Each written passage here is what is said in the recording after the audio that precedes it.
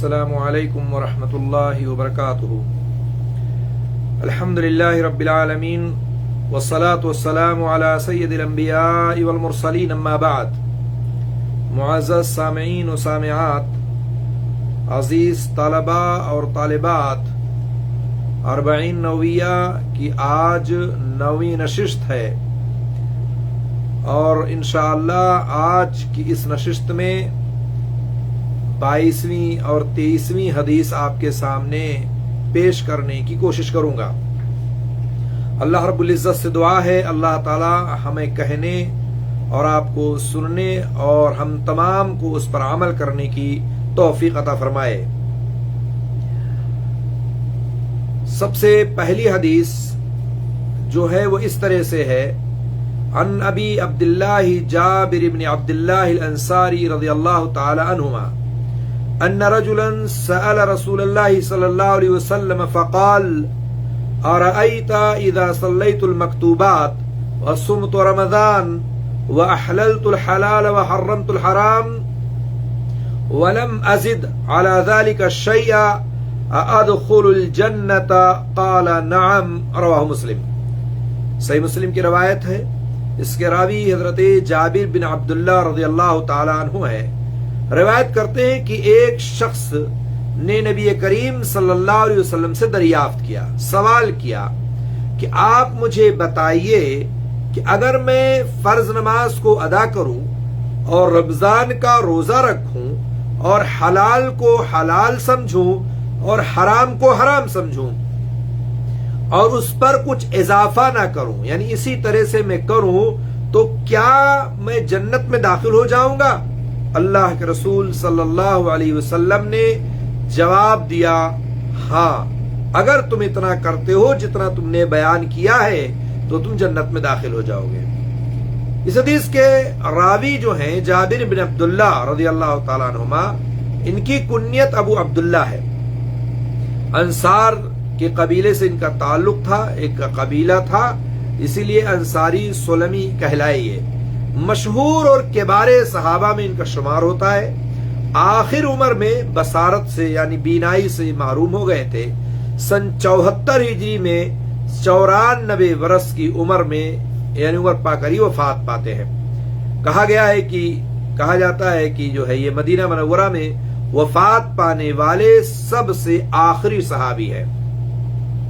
اس حدیث کے بہت سارے فوائد ہیں اور احکام ہیں، ایک کے بعد دیگرے میں آپ کے سامنے بیان کرنے کی کوشش کرتا ہوں۔ سب سے پہلی بات، حدیث میں ذکر جو کیا گیا ہے وہ یہ جان لیں کہ جنت میں جانے والے اعمال ہیں، اعمال دخول جنت کا سبب ہے یہ۔ ان کے سوا اور بھی بہت سارے اسباب موجود ہیں، اور بھی بہت سارے اعمال ہیں کہ اگر انسان وہ کرے تو جنت میں داخل ہوگا، لیکن سائل نے، سوال کرنے والے نے اللہ کے رسول صلی اللہ علیہ وسلم سے جتنا سوال کیا، اللہ کے رسول صلی اللہ علیہ وسلم نے اتنا ہی اس کے مطابق جواب دیا۔ دوسری بات یہ پتہ چلا کہ حدیث میں حج اور زکوٰۃ کا ذکر نہیں ہے، یعنی سائل نے، سوال کرنے والے نے رمضان کے روزے کا ذکر کیا، نماز کا ذکر کیا، حلال و حرام کا ذکر کیا، لیکن اس میں زکوٰۃ اور حج کا ذکر نہیں کیا۔ تو ممکن ہے اس کی وجہ یہ ہو کہ حج اس وقت فرض نہ ہوا ہو جب سائل نے یہ سوال کیا اللہ کے رسول صلی اللہ علیہ وسلم سے، اور سائل کی حالت سے یہ محسوس ہوتا تھا کہ وہ فقیر آدمی ہے اور زکوٰۃ کی استطاعت نہیں رکھتا تھا، اس لیے اس نے زکوٰۃ کے بارے میں سوال نہ کیا ہو۔ اور آگے یہ بات پتہ چلا کہ فرض نماز کے بارے میں سائل نے جو سوال کیا اللہ کے رسول صلی اللہ علیہ وسلم سے، اس کی بڑی اہمیت ہے، کیونکہ نبی کریم صلی اللہ علیہ وسلم نے اس کو دخول جنت کا ایک سبب قرار دیا، یعنی نماز جنت میں داخل ہونے کا ایک ذریعہ اور سبب ہے۔ ہر مسلمان کو اس کا اہتمام کرنا چاہیے، اس کی پابندی ضروری ہے۔ صحیحین میں یعنی صحیح بخاری اور صحیح مسلم میں ایک حدیث ہے، اللہ کے رسول صلی اللہ علیہ وسلم فرماتے ہیں کہ من صلی البردین دخل الجنہ، جس نے 2 ٹھنڈی نمازیں یعنی عصر اور فجر اور عصر ادا کی، وہ جنت میں داخل ہوگا۔ گویا کی نماز جنت میں جانے کا ایک سبب اور ایک ذریعہ ہے۔ اللہ کے رسول صلی اللہ علیہ وسلم نے فرمایا کہ جس نے ہر نماز کو اس کے وقت پر ادا کیا اور اس کے لیے اللہ کے پاس یہ عہد ہے کہ اسے جنت میں داخل کرے گا، تو اللہ رب العالمین نے اور اللہ کے رسول صلی اللہ علیہ وسلم نے ایک ذریعہ بنایا جنت میں جانے کا، نماز۔ اس لیے نماز کی پابندی ہم سب کو کرنی چاہیے، تمام طلبہ، طالبات، سامعین سب کو چاہیے کہ نماز کی پابندی کریں۔ اگر نماز میں کوتاہی ہے تو یہ جان لیجئے ہماری بہت بڑی کوتاہی ہے اور جنت سے دوری ہے، جہنم میں جانے کا سبب اور ذریعہ ہو سکتا ہے۔ اس لیے ہم اپنے تمام سامعین سے، تمام طلبہ و طالبات سے اس بات کی طرف توجہ دلاتے ہیں کہ نماز کی پابندی کریں، نماز ہرگز نہ چھوڑیں، خود بھی پڑھیں، اپنے اہل و عیال اور اپنے بیوی بچوں کو بھی پڑھائیں، اور اسی طرح سے اپنے دوست اور احباب کو بھی اس کی طرف رغبت دلائیں۔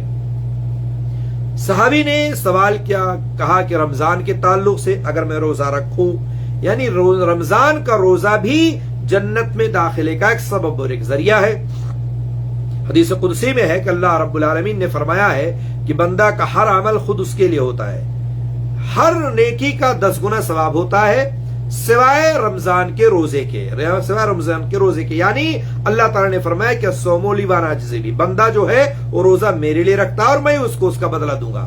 تو معلوم یہ ہوا کہ اللہ تعالیٰ نے ہر نیکی کا بدلہ متعین کیا ہے، لیکن رمضان کا جو روزہ ہے اس کے بارے میں اللہ نے فرمایا کہ میں کتنا دے دوں یہ صرف مجھے معلوم ہے، کسی کو پتا نہیں ہے۔ تو معلوم یہ ہوا کہ رمضان کا روزہ بھی جنت میں داخلے کا سبب ہے۔ سائل نے سوال کیا، اللہ کے رسول نے جواب دیا۔ اسی طرح سے سائل نے پوچھا کہ میں حلال کو حلال سمجھوں، حرام کو حرام سمجھوں۔ حلال کو حرام سمجھوں کا مطلب یہ ہے کہ اس کو حلال مان کر اس پر عمل کروں، لہذا میں واجب، مستحب اور مباح جو ہے یہ ساری چیزیں اس میں داخل ہو جاتی ہیں۔ حرام کو حرام سمجھوں کا مطلب یہ ہے کہ اس کو حرام مان کر اس سے دور رہوں، چھوڑ دوں اس کو۔ تو جس نے کسی حرام کے حلال ہونے کا عقیدہ رکھا تو اگرچہ اس کا وہ مرتکب نہیں ہے یا ارتکاب نہیں کرتا ہے پھر بھی وہ کافر ہو جاتا ہے۔ یعنی بعض لوگ کہتے ہیں جیسے مثال کے طور پر کوئی چیز حرام ہے اور آپ اس کو حرام نہیں سمجھتے ہیں، اور تو گویا کہ آپ کے لیے گڑبڑی ہے، معاملہ یہاں ہے۔ یہی معاملہ کسی حلال کے حرام ہونے کا عقیدہ رکھنے پر بھی ہے۔ تو آپ کا یہ عقیدہ ہونا چاہیے کہ جو چیز حلال ہے وہ حلال ہے، جو حرام ہے وہ حرام ہے، آپ کو اس میں کچھ نہیں اور آگے سوچنا ہے اور کرنا ہے۔ اسی طرح سے جس شخص نے کمی بیشی کے بغیر فرائض کی ادائیگی کی اور محرمات سے اجتناب کیا، یعنی حرام چیزوں سے اپنے آپ کو بچا لیا، تو وہ جنت میں داخل ہوگا۔ جیسا کہ صحابی نے سوال کیا تو اللہ کے رسول نے کہا کہ ہاں جنت میں ایسا آدمی، ایسا شخص یا تم جاؤ گے۔ اس کے علاوہ یہ بھی جان لے کہ جملہ انسانی اعمال یعنی نماز، روزہ اور حلال حرام، یہ جتنے بھی اعمال ہیں یہ تو دل سے کیے جاتے ہیں یا جسمانی اعضاء سے، یا شریعت نے انہیں کرنے کی اجازت دی ہے یا ان کے کرنے سے شریعت نے روکا ہے۔ جن کاموں کو یا جن کاموں کے کرنے کی اجازت دی گئی ہے انہیں حلال کہا جاتا ہے، جن کاموں سے شریعت نے روکا ہے انہیں حرام کہا جاتا ہے۔ اس لحاظ سے حلال و حرام میں سارے کام داخل ہو گئے، یعنی ساری چیزیں اس میں شامل ہو گئیں۔ تو جو شخص حلال کو حلال سمجھ کر اپنائے، حرام کو حرام سمجھ کر اس سے دور رہے، گویا اس نے پورے دین پر عمل کر لیا، کیونکہ حلال و حرام سے باہر کوئی چیز نہیں ہے۔ اس لیے جو چیز حلال ہے وہ حلال، جو چیز حرام وہ حرام۔ اور آگے اگر آپ دیکھیں تو جس شخص کو دینی مسائل معلوم نہ ہو، اگر کسی بندے کو کسی بات کا علم نہیں ہے، دین کے تعلق سے اس کو پتا نہیں ہے، تو اس کو چاہیے کہ علماء کرام سے، اہل علم سے دریافت کر لے، پوچھ لے۔ اس میں کوئی شرم و حیا آڑے نہیں آنی چاہیے، اس میں آپ ہی کا نقصان ہے اگر آپ جو ہے شرم و حیا کرتے ہیں۔ یہ قابل مذمت عمل ہے کہ آپ شرم کریں اور اپنے آپ کو یا اپنے دین کے معاملے کو نہ سمجھیں۔ اس لیے سائل نے نبی کریم صلی اللہ علیہ وسلم سے آ کے پوچھا کہ اللہ کے رسول میں یہ کام کروں تو میرے لیے کیا جنت ہے؟ تو اللہ کے رسول نے جواب دیا۔ ایسے ہی ہم میں سے اگر کسی شخص کو، کسی طالب کو یا طالبہ کو اگر یہ پتا نہ ہو کسی مسئلے کو، تو چاہیے کہ وہ اپنے سے بڑے سے، اپنے اہل علم سے پوچھ لے۔ اس حدیث سے یہ ساری باتیں ہمیں پتہ چلتی ہیں۔ 23ویں حدیث آج کے اس ایپیسوڈ کی یہ ہے، جو حدیث اس طرح سے ہے، عن ابی مالک الحارث بن عاصم الاشعری رضی اللہ تعالی عنہ قال قال رسول اللہ صلی اللہ علیہ وسلم الطہور شطر الایمان والحمد للہ تملأ المیزان وسبحان اللہ والحمد للہ تملأان او تملأ ما بین السماوات والارض والصلاة نور والصدقة برهان والصبر ضیاء والقرآن حجت لک او علیک كل الناس يغدو فبائع نفسه فمعتقها او موبقها رواہ مسلم. یہ روایت بھی صحیح مسلم کی ہے. حضرت ابو مالک الحارث بن عاصم الاشعری رضی اللہ تعالیٰ عنہ راوی ہے، فرماتے ہیں کہ اللہ کے رسول صلی اللہ علیہ وسلم نے ارشاد فرمایا طہارت نصف ایمان ہے، یعنی پاکی صفائی ستھرائی آدھا ایمان ہے، اور الحمدللہ جو ہم اور آپ الحمدللہ کہتے ہیں نا، الحمدللہ یہ میزان کو بھر دے گا، میزان یعنی ترازو کو پر کر دے گا، اور سبحان اللہ اور الحمدللہ یہ دونوں آسمان و زمین کے وسعتوں کو بھر دیں گے. آسمان و زمین کی جو وسعت ہے، اسے پہلے میں ایک بار بتا چکا ہوں کہ ایک آسمان سے اور ایک زمین سے آسمان تک، اور اسی طرح سے ہر آسمان سے دوسرے آسمان تک کی دوری جو ہے یہ 500 برس کی دوری ہے. یعنی اتنا اگر ایک تیز رفتار سوار چلے 500 برس تک چلے گا تو اتنی دوری ہے. اسی طرح ہر آسمان کی چوڑائی بھی 500 برس تک کی دوری کا ہے. تو اللہ تعالی، اللہ کے رسول فرماتے ہیں کہ یہ سبحان اللہ اور الحمدللہ یہ دونوں آسمان و زمین کے درمیان کی جو گیپ ہے، وسعت ہے، اس کو بھر دیں گے. نماز نور ہے، روشنی ہے، صدقہ دلیل ہے، صبر روشنی ہے، اور قرآن حجت ہے تیرے حق میں یا تیرے خلاف. اور آخر میں اللہ کے رسول صلی اللہ علیہ وسلم نے فرمایا ہر شخص صبح کرتا ہے تو اپنے نفس کو بیچ کر یا آزاد کر لیتا ہے یا ہلاک کر لیتا ہے. اس حدیث کے تعلق سے آپ جان لیں کئی ایک چیزیں اس حدیث میں ہمیں بتلائی گئی ہیں. پہلی بات تو یہ جان لیں بہت ہی عظیم حدیث ہے، اسلام کی ایک بنیاد ہے اور دین کے بہت سے اہم قواعد پر مشتمل ہے. دوسری بات یہ کہ زیادہ نیکیاں کمانے کی حرص ہونی چاہیے، کیونکہ قیامت کے دن نجات کا ذریعہ ہوگی. اللہ کی رحمت اور اس کے فضل کے بعد اس شخص کے لیے جس کا میزان بھاری ہوگا وہ جنت میں انشاءاللہ جائے گا. تیسری بات یہ پتہ چلا کہ اس امت پر اللہ کی رحمت بہت وسیع ہے. کیسے وسیع ہے؟ آسان عمل اجر زیادہ، بڑا اجر. آپ تصور کریں، صرف آپ الحمدللہ الحمدللہ کہہ رہے ہیں، آپ کا میزان بھر جا رہا ہے، ترازو بھر جا رہا ہے.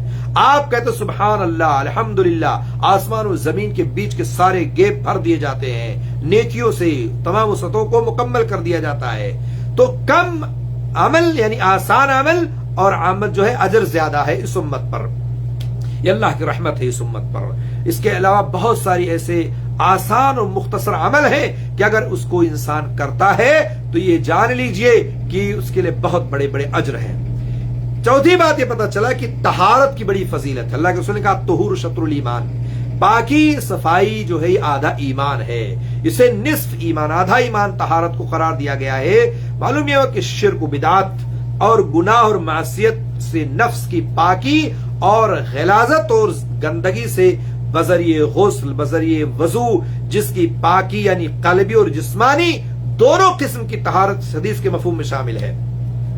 ظاہری طور پر بھی آپ کے جسم اور تمام چیزوں سے پاکی صفائی ستھرائی ہونی چاہیے، اور اندرونی طور پر آپ کا دل دماغ ہر طرح سے جو آپ کا جو ہے پاکی صفائی ستھرائی ہونی چاہیے. دونوں چیزیں اس حدیث میں شامل ہیں. اللہ تعالیٰ نے ارشاد فرمایا تھا نا وَثِيَابَكَ فَطَهِّرْ، اور اسی طرح سے یہ بھی جان لیں کہ ہر طرح کے عام و خاص صفائی ستھرائی یہ اسلام کی خوبیوں میں سے خوبی ہے. تو اس حدیث میں جو ہے بتایا گیا ہے کہ صفائی ستھرائی آدھا ایمان ہے، اس لیے اس پر ہمیشہ ہمیں دھیان رکھنا چاہیے. اس حدیث میں اذکار کی بات کی گئی ہے. اذکار کی بڑی فضیلت ہے، اس کے ثواب کی عظمت اور اس کا اجر آسانی کے ساتھ کم وقت میں حاصل کرنا ہوتا ہے. مختلف یعنی آپ تصور کریں بہت ہی مختصر الحمدللہ، سبحان اللہ، اللہ اکبر، لا الہ الا اللہ، اس طرح کے بہت سارے اذکار ہیں. اس حدیث میں الحمدللہ اور سبحان اللہ اور الحمدللہ کا ذکر آیا ہے. تو مومن کو چاہیے कि वो कहीं भी रहे, चाहे वो अपनी ड्यूटी पर रहे, चाहे वो अपने घर पर रहे, चाहे वो सफर में रहे, चाहे हजर में रहे, कहीं भी रहे, तमाम औकात में, चाहे वो औकात खुसूसी हो, चाहे वो औकात उमूमी हो, हर किस्म के औकात में अल्लाह रब्बुल आलमीन का जिक्र कसरत से करते रहना चाहिए। जहां भी आप रहे, सुभान अल्लाह, अल्हम्दुलिल्लाह, अल्लाहु अकबर, ला इलाहा इल्लल्लाह, वल्लाहु अकबर, इस तरह के अज़कार अपनी जुबान पर लाते रहें और कसरत से जिक्र करते रहें। इसी तरह से अल्हम्दुलिल्लाह, सुभान अल्लाह का जिक्र आया है। आपको मालूम होना चाहिए कि अल्हम्दुलिल्लाह और सुभान अल्लाह, ये अल्लाह का जिक्र करने में यहाँ बहुत बड़ा जो सवाब का जिक्र जो है, क्योंकि अल्हम्दुलिल्लाह में अल्लाह के लिए तमाम औसाफे कमाल का इत्बात है और हर ज़ाहिरी और बातनी नेमत पर शुक्रगुजारी पाई जाती है। आप देखें कि कोई भी आप खाना खाए तो कहते हैं अल्हम्दुलिल्लाह, पानी पीते तो कहते हैं अल्हम्दुलिल्लाह, ठीक है, आपको डकार आता है तो कहते हैं अल्हम्दुलिल्लाह। यानी कोई भी अमल ज़ाहिरी हो या बातनी हो, आपको हमेशा अल्लाह की नेमत जो है और शुक्रगुजारी आपके अंदर पाई जाती है। और सुभान अल्लाह क्या है, इसमें हर किस्म के नक्स, ऐब और इसी तरह से कमी को और मखलूक की मुशाबहत से अल्लाह रब्बुल आलमीन की तंज़ीह और तक़दीस का इतराफ है कि हमारा रब जो है हर किस्म के उयूब से पाक है। सुभान अल्लाह, अल्लाह की जात पाक है, अल्लाह की जात हर किस्म के नक्स से, ऐब से और इसी तरह से मखलूक की मुशाबहत से, तमाम चीजों से पाक है। अल्लाह की हर तरह की जो है तंज़ीह और तक़दीस का इतराफ होता है। अल्लाह के रसूल सल्लल्लाहु अलैहि वसल्लम का इरशाद है कि मन क़ाल फी यौमिही सुब्हानल्लाहि व बिहम्दिही मिअत मर्रा, अगर कोई बंदा हर रोज या दिन में सुब्हानल्लाह व बिहम्दिही 100 मरतबा कह लेता है, सुबह कह लें आप या शाम कह लें, जब भी आपको मौका मिलता है आप सुब्हानल्लाह व बिहम्दिही, सिर्फ सुब्हानल्लाह व बिहम्दिही 100 मरतबा अगर कह लेते हैं तो अल्लाह के रसूल फरमाते हैं कि उसके गुनाह माफ कर दिए जाते हैं, अगर समुंदर के झाग के बराबर ही क्यों ना हो। यानी बहुत ज्यादा अगर आपके पास गुनाह हो, इन गुनाहों से मुराद गुनाह सगीरा है, तो अगर आप ये दिन में 100 बार पढ़ लेते हैं, 2-3 मिनट का वक्त लगता है, अगर आप इसको पढ़ लेते हैं तो अल्लाह ताला आपके गुनाहों को माफ कर देता है और बख्श देता है। क़यामत के दिन जब आपको मालूम होना चाहिए तराजू, मीजान लगेगा और आमाल के वजन करने का सबूत भी अल्लाह ताला ने, अल्लाह के रसूल ने फरमाया कि तमलउल मीजान, मीजान को भर देता है। तो मालूम ये हुआ कि मीजान है, इसका सबूत है कि अमाल को पुर करेगा, अमाल को तौलेगा, अमाल उस पर रखे जाएंगे, इसका सबूत है, इससे पता ये चलता है। और क़यामत के दिन हिसाब और मीजान के वक्त जो है अल्लाह रब्बुल आलमीन का अदल होगा, इंसाफ होगा, जो कुछ बंदे ने अपनी जिंदगी में कमाया होगा, किया होगा, अच्छा और बुरा अमल जो भी होगा उस मीजान पर रखा जाएगा। अल्लाह रब्बुल आलमीन अदल के साथ वजन करेगा और जिसका जैसा वजन होगा उसी के मुताबिक उसको जो है फैसला उसके मुताबिक होगा और उसको जज़ा और सजा मिलेगी। तो इससे ये पता चला कि अदल का मीजान लगेगा और अल्लाह रब्बुल आलमीन उस पर अमाल को वजन करेगा। हदीस में नमाज का जिक्र किया गया है। सहाबी रसूल ने कहा कि यहाँ अल्लाह के रसूल सल्लल्लाहु अलैहि वसल्लम फरमाया कि सलातु नूरुन, नमाज जो है नूर है। नमाज को नूर कह करके नमाज की अहमियत और उसकी अफादियत को उजागर कर दिया गया है, बढ़ा दिया गया है। नमाज के जरिए दिल में नूर पैदा होता है, चेहरे पर नूर पैदा होता है, कब्र और हश्र में नूर होगा, इसी तरह से पुलसिरात पर भी नूर होगा। नबी करीम सल्लल्लाहु अलैहि वसल्लम ने फरमाया है जिसने नमाज की पाबंदी की उसके लिए बरोज़े क़यामत नूर और दलील और निजात होगी। यही नमाज जो है आपके लिए निजात का जरिया बनेगी, यही नमाज आपके लिए रोशनी बनेगी, यही नमाज आपके अंधेरे में चल करके रोशनी पैदा करेगी, यही नमाज पुलसिरात से आपको पार कराएगी, यही नमाज कब्र और हश्र में आपके लिए निजात का जरिया बनेगी। जिसने इसकी पाबंदी नहीं की उसके लिए न नूर होगी और न दलील होगी और न निजात होगी। इसलिए मैंने पहले भी कहा, मेरे वो साथी, मेरे वो दोस्त जो नमाज में कोताही करते हैं, गफलत बरतते हैं, नमाज में सुस्ती करते हैं, कुछ वक्त पढ़ते और कुछ वक्त छोड़ देते हैं, नमाज को नींद की हालत में रह करके तर्क कर देते हैं, قضا کر دیتے ہیں ان کو چاہیے کہ نماز کی پابندی کریں، کیونکہ یہ نماز نور ہے، یہ نماز دلیل ہے، یہ نماز برہان ہے، یہ نماز نجات کا ذریعہ ہے، یہ نماز آپ کو قدم بقدم روشنی پیدا کرتی ہے، ہر قسم کی مصیبتوں اور پریشانیوں کا نجات پانے کا ذریعہ ہے۔ اللہ کے رسول صلی اللہ علیہ وسلم پر کوئی بھی پریشانی آتی تھی، حضرت بلال کو حکم دیا کرتے تھے، ارہنا بہا الصلاۃ، اے بلال چلو نماز کے لیے کھڑے ہو جاؤ، اذان دو، اقامت کہو۔ اللہ کے رسول صلی اللہ علیہ وسلم نے اس کے ذریعے سے اپنی پریشانیوں کو دور کیا ہے۔ اس لیے آج بھی اگر آپ کو کوئی پریشانی لاحق ہو، 2 رکعت نماز پڑھیں، اللہ سے دعا کریں، اللہ تعالیٰ آپ کی پریشانیوں کو دور کرنے والا ہے۔ تو اس لیے نماز میں کوتاہی نہیں ہونی چاہیے۔ اسی طرح سے حدیث میں صدقہ و خیرات کا ذکر کیا گیا ہے۔ حدیث میں کہا گیا کہ جو ہے صدقہ یہ برہان ہے، دلیل ہے، صدقہ و خیرات برہان ہے، یعنی صدقہ دینے والے کے ایمان کی صداقت پر دلیل و برہان ہے۔ جو آدمی یقیناً مومن ہوتا ہے وہ اپنے مال میں سے زکوٰۃ ادا کرتا ہے، صدقات ادا کرتا ہے، کیونکہ اس نے اپنے رب کی رضا اور خوشنودی کے لیے اپنا محبوب مال خرچ کیا اللہ کے راستے میں۔ جو مال لوگ 1 روپیہ 2 روپیہ 1 ریال 2 ریال خرچ نہیں کرنا چاہتے، لیکن ایک مومن بندہ اپنے محبوب مال میں سے نکال کر کے اور غریبوں میں، مسکینوں میں، یتیموں، فقراء میں تقسیم کرتا ہے، اس میں یہ بھی جان لیں کہ اس میں فرض زکوٰۃ بھی داخل ہے اور نفلی صدقات بھی شامل ہے۔ صدقہ و خیرات کی فضیلت میں بہت ساری حدیثیں آئی ہوئی ہے۔ ایک حدیث میں آپ کے سامنے مثال کے طور پر پیش کر دیتا ہوں۔ جس دن بندہ صبح کرتا ہے فرشتے نازل ہوتے ہیں، جس دن بندہ صبح کرتے ہیں، آپ صبح سو کے اٹھے، اس دن فرشتہ آتا ہے، صبح آتا اور کیا کہتا ہے اللہ رب العالمین سے، اے اللہ خرچ کرنے والے کو اس کا بدل عطا فرما، یعنی جو کچھ آپ خرچ کریں گے اللہ سے وہ کہتا ہے اللہ اس کو بہترین بدلہ دے، اس نے اللہ کے راستے میں خرچ کیا ہے، اے اللہ تیرے راستے میں اس نے صدقہ و خیرات کیا ہے۔ تو فرشتہ دعا کرتا آپ کے حق میں کہ اے اللہ خرچ کرنے والے کو اس کا بدل عطا فرما۔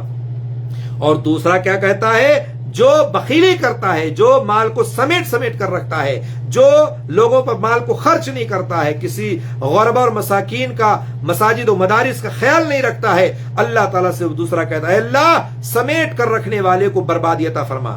گویا کہ فرشتے آپ کے حق میں دعا بھی کر رہے ہیں اور آپ کے حق میں بد دعا بھی کر رہے ہیں۔ دعا ان لوگوں کے حق میں کر رہے ہیں جو اللہ کے راستے میں خرچ کرتے ہیں، بد دعا ان لوگوں کے حق میں کر رہے ہیں جو اپنے مال کو سیت کر بینک بیلنس بنا کے رکھے ہوئے 1 روپیہ اس میں سے خرچ کرنا نہیں چاہتے ہیں۔ تو اللہ تعالیٰ کے فرشتے اس طرح سے جو ہے دعا اور بد دعا دونوں کرتے ہیں۔ ہمیں چاہیے کہ ہم فرشتوں کی دعاؤں کے مستحق بنیں، ہمیں چاہیے کہ ہم اللہ کے راستے میں خرچ کریں تاکہ فرشتے ہمارے حق میں دعا کریں، تو ہم اللہ تعالیٰ ہماری دعا کو ان کی دعا کو ہمارے لیے قبول فرمائے۔ اور اسی طرح سے بد دعا سے بچیں، فرشتوں کی بد دعا آپ تصور کریں اگر کوئی بندہ کسی بندے کے لیے لگ جائے تو کتنا خطرناک ہوگا۔ اس لیے ہمیں چاہیے کہ ہم اپنے آپ کی اصلاح کر لیں۔ اسی طرح سے حدیث میں کہا گیا ہے کہ صبر ضیاء، صبر ضیاء ہے۔ صبر ضیاء کا مطلب ہوتا ہے، عربی میں ضیاء کہتے ہیں سورج کی روشنی کو۔ سورج کی روشنی جس میں ایک قسم کی تپش ہوتی ہے، سوزش ہوتی ہے، چونکہ صبر میں بھی نفس پر مشقت اور تکلیف ہوتی ہے، گراں گزرتی ہے، اس لیے کہا گیا کہ صبر ضیاء ہے، روشنی ہے۔ جس طرح سے سورج کی گرمی میں تپش ہوتی ہے، اسی طرح سے صبر میں جب انسان صبر کرتا ہے تو اس کے نفس پر بھی مشقت گزرتی ہے، نفس کی مرضی اور خواہش کے خلاف جبر کرنا ہوتا ہے صبر میں، اس لیے اسے ضیاء سے تعبیر کیا گیا ہے۔ تو جی ساتھیو، صبر یہ ضیاء ہے، روشنی ہے۔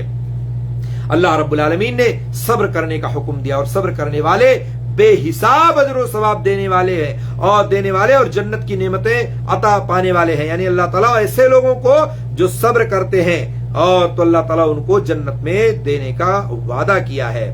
آپ کو معلوم ہونا چاہیے کہ صبر کی 3 قسمیں ہیں۔ ایک تو اللہ کی اطاعت پر صبر ہے، اس کی معصیت سے صبر ہے، اور اس کی قضاء اور قدر پر صبر ہے۔ اللہ کی اطاعت پر صبر کرنے کا کیا مطلب ہے کہ انسان اپنے نفس کو اللہ کے احکام کی پابندی پر اس طرح لگا دے کہ اطاعت گراں نہ گزرے، تو اس کو مشقت و تکلیف نہ گزرے۔ اللہ نے حکم دیا اس لیے ہم اللہ کی اطاعت کر رہے ہیں اور اس پر ہمیں صبر ہے۔ اور اللہ کی معصیت پر صبر کرنے کا کیا مطلب ہے کہ اللہ کی رضا کی خاطر آپ کو گناہوں اور نافرمانیوں سے باز رکھے۔ مثال کے طور پر آپ بیڑی پیتے ہیں، سگریٹ پیتے ہیں، آپ گٹکا کھاتے ہیں، آپ جو ہے بہت سارے تمباکو نسوار کھاتے ہیں، یہ اللہ کی معصیت ہے، لیکن آپ نے اس لیے اس کو چھوڑ دیا کہ اللہ کی نافرمانی سے میں اپنے آپ کو بچا رہا ہوں اور اس پر صبر کر رہا ہوں۔ اسی طرح سے قضا اور قدر پر صبر کرنا چاہیے کہ جان و مال، اہل و عیال میں کیسی بھی مصیبت آنا پڑے، ہمیں ہر طرح سے اللہ کی تقدیر پر جو ہے صبر کرنا ہے، غصہ نہیں کرنا ہے، شکایت نہیں کرنا ہے، ہاتھ و زبان کو نہیں چلانا ہے، حرکت نہیں دینی ہے جس سے تقدیر پر ناراضگی کا پتہ چلے، بلکہ آپ کو صبر کرنا ہے، اس بات پر یقین رکھنا ہے کہ جو مصیبت ہمیں آ پڑی ہے، جو مصیبت ہمیں آئی ہے وہ ٹل نہیں سکتی ہے، اور جو مصیبت ٹل گئی ہے وہ پڑ نہیں سکتی ہے۔ اللہ تعالیٰ سے اجر و ثواب کی ہمیشہ امید رکھو۔ تو اس طرح سے صبر کرنا چاہیے، اور اللہ کے رسول صلی اللہ علیہ وسلم نے فرمایا ہے الصبر عند الصدمۃ الاولى، صبر ہمیشہ پہلے وقت میں کرنا چاہیے، مصیبت آتی ہے اسی وقت صبر کرنا چاہیے۔ ایسا نہ ہو کہ آپ جو ہے آپ کیا کوئی مر جائے، آپ کے کوئی نقصان ہو جائے، آپ پریشان ہیں، روئیں پیٹیں چیخیں چلائیں، نوحہ کریں، ماتم کریں، گریبان چاک کریں، اپنے سینے کو کوٹیں، اور اس طرح سے مرنے والے کی بہت ساری خوبیوں کا تذکرہ کر کر کے روئیں، اور تو اس کے بعد جب رو لے پیٹ لے تو اس کے بعد کیا کہیں؟ صبر تو کرنا ہی پڑے گا۔ ہر کسی کو دنیا سے جانا ہے، ہمارا بھائی، ہمارا باپ، ہماری بیوی، ہمارا بیٹا بھی چلا گیا، تو یعنی سارے اعمال کرنے کے بعد اگر آپ صبر کر رہے ہیں تو اس کا کوئی فائدہ نہیں۔ اللہ کے رسول نے کیا فرمایا؟ الصبر عند الصدمۃ الاولى، آپ کو کوئی تکلیف پہنچی پہلے مرحلے میں آپ صبر کریں اور کہیں انا للہ و انا الیہ راجعون، اللہ کی دی ہوئی چیز تھی، اللہ نے اس کو اپنے پاس بلا لیا، لوٹا لیا، اس لیے اس پر صبر کرنا چاہیے۔ تو عزیز ساتھیو، حدیث میں کہا گیا صبر ضیاء، صبر ضیاء ہے، روشنی ہے۔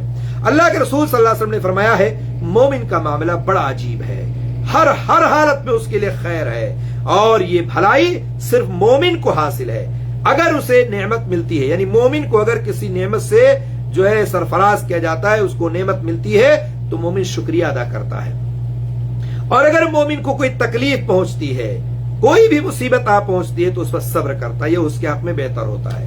تو یہ مومن کا معاملہ بڑا عجیب ہوتا ہے، لیکن اس کے برعکس لوگوں کا معاملہ، کفار کا، مشرکین کا، وہ دیکھیں آپ، کوئی مصیبت آ جاتی ہے تو خودکشی کر لیتے ہیں، کوئی مصیبت آ جاتی ہے، بچہ امتحان پاس نہیں ہوتا تو سمندر میں کود جاتا ہے، پنکھے سے رسی لگا کے لٹک جاتا ہے۔ نہیں، ایسا نہیں ہے، مومن کا معاملہ بڑا عجیب ہے۔ مومن جو ہوگا، اللہ والا جو ہوگا، اسلام میں جو داخل ہو گیا، مسلمان جو ہوگا، مومن جو ہوگا، وہ اللہ کا اگر اللہ کی نعمت اگر ملتی ہے تو شکریہ ادا کرتا ہے، اگر کوئی نعمت نہیں ملی، کوئی مصیبت اور تکلیف اور پریشانی آ گئی تو اس پر صبر کرتا ہے، اور اس کے حق میں یہ بہتر ہوتا ہے۔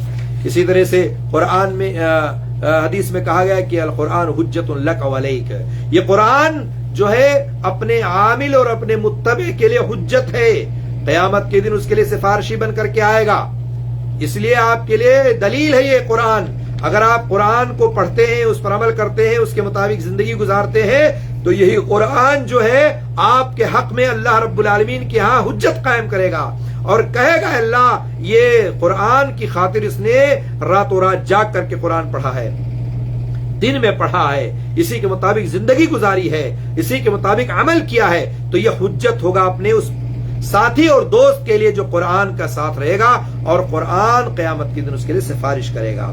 لیکن جو لوگ قرآن سے منہ موڑے ہوئے ہیں، قرآن کو سال ہر سال اٹھاتے نہیں ہیں، پڑھتے نہیں ہیں، اس کے مطابق زندگی نہیں گزارتے ہیں، جو لوگ قرآن کو جو ہے طاق پر رکھ کر کے گرد و غبار اٹائے ہوئے رکھتے ہیں، اور اس کو جب رمضان آتا ہے تبھی اٹھاتے ہیں، یا قرآن کو لوگ صرف برکت کے طور پر اپنے گھروں میں رکھتے ہیں، قرآن کو تعویذ و گنڈے کی حیثیت سے اپنے گلے اور اپنے گریبانوں اور اپنے بچوں کے جو ہے گردنوں میں لٹکائے رہتے ہیں، یا قرآن کو لوگ دکان و مکان کی خیر و برکت کے لیے لگا کے رکھتے ہیں، تو یہ جان لیے قرآن اس بات کی دلیل دے گا اللہ رب العالمین کے ہاں، آپ کے خلاف حجت قائم کرے گا کہ اے اللہ اس نے قرآن کو پڑھا تو نہیں، اے اللہ اس نے قرآن کو سمجھا تو نہیں، اس نے قرآن کے مطابق زندگی گزاری تو نہیں، لیکن یہ قرآن کو ایسے لے جا کر کے دکان و مکان کی خیر و برکت کے لیے لگایا تھا، یہ قرآن صرف جو ہے تعویذ و گنڈے کے لیے استعمال کرتا تھا، یہ قرآن جو ہے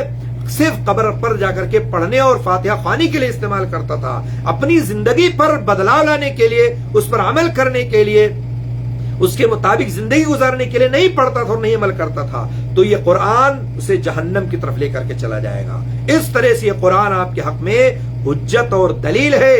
تو آپ اگر چاہتے ہیں کہ قرآن ہمیں جنت میں لے جائے، یہ قرآن ہمیں سفارشی بن کر کے ہمارے لیے جنت کا راستہ کھول دے اور جنت کا دروازہ کھلوا دے، تو ہمیں چاہیے کہ قرآن پر عمل کریں، اس کے مطابق زندگی گزاریں. اگر ہمیں چاہیے کہ جہنم سے اپنے آپ کو بچا لیں تو قرآن کو پڑھیں اور اس پر غور و فکر کریں، اس کے مطابق زندگی گزارنے کی کوشش کریں.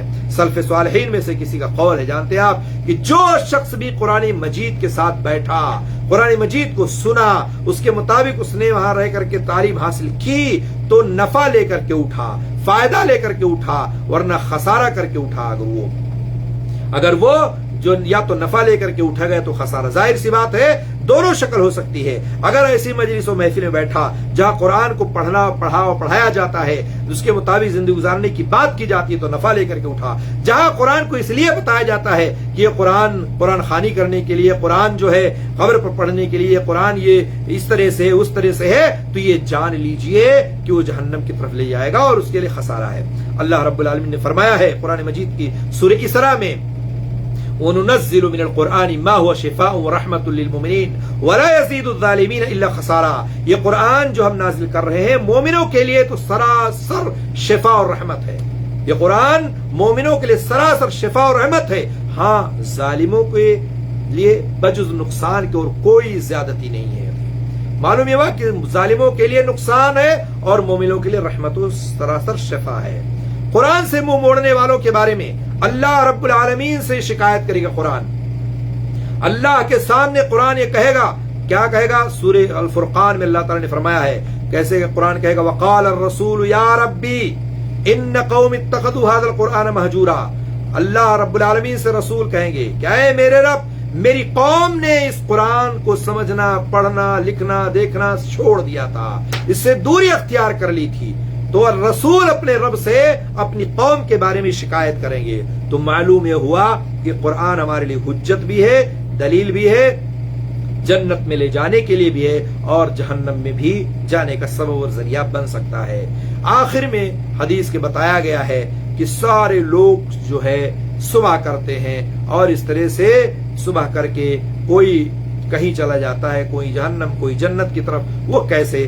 تو معلوم ہوتا ہے کہ سارے لوگ محنت و مشقت میں لگ جاتے ہیں، لیکن کسی شخص کی مشقت اسے ہلاکت کی طرف لے جاتی ہے اور کسی شخص کی مشقت اور تکلیف اسے نجات کی طرف لے جاتی ہے. جو شخص اللہ کے حکم کے مطابق قد و کاوش کرتا ہے، محنت کرتا ہے، وہ اپنے آپ کو اللہ کے غضب سے بچا لیتا ہے. اور جو شخص اس کے برخلاف شیطانی راستوں پر چلتا ہے، شیطانی راہوں پر گامزن ہوتا ہے، اللہ کے غضب کو دعوت دینے والے گناہوں کا ارتکاب کرتا ہے، تو وہ ذلیل ہو کر ہلاکت میں جا پڑتا ہے. اس لیے صبح کرو تو اللہ کے حکم کی پابندی کرتے ہوئے، اللہ کے حکم کے مطابق زندگی گزارتے ہوئے مشقت و تکلیف اٹھاؤ اور کام کاج میں لگے رہو، روزی روٹی کماؤ. اور غلط راستے اگر اپناؤ گے، حلال کو حلال نہیں سمجھو گے، حرام کو حرام نہیں سمجھو گے، چوری چکاری کرو گے، بےمانی کرو گے، ناپ تول میں کمی کرو گے، ڈیوٹی میں اور امانتوں میں خیانت کرو گے، تو یہ جان لیجئے کہ آپ کے لیے راستہ ہلاکت کا ہے اور بربادی کا ہے، اللہ کے غضب کو دعوت دینے کا ہے. اس لیے ہر صبح یہ ہمیں کوشش ہونی چاہیے ہماری کہ ہم اپنے راستے کو اللہ کا راستہ اختیار کریں، اللہ کے راستے کی طرف چلنے کی کوشش کریں، اللہ کے غضب سے بچنے کی کوشش کریں. اللہ رب العالمین سے دعا ہے اللہ تعالی ہم سب کو قرآن و سنت کا پابند بنائے. اللہ رب العالمین ہم تمام لوگوں کو جو ہم نے سنا اور آپ نے کہا ہے اس تمام باتوں پر عمل کرنے کی توفیق عطا فرمائے. اللہ تعالی ہم سب کو کہنے اور سننے زیادہ عمل کی توفیق دے. آمین رب العالمین. والسلام علیکم ورحمۃ اللہ وبرکاتہ.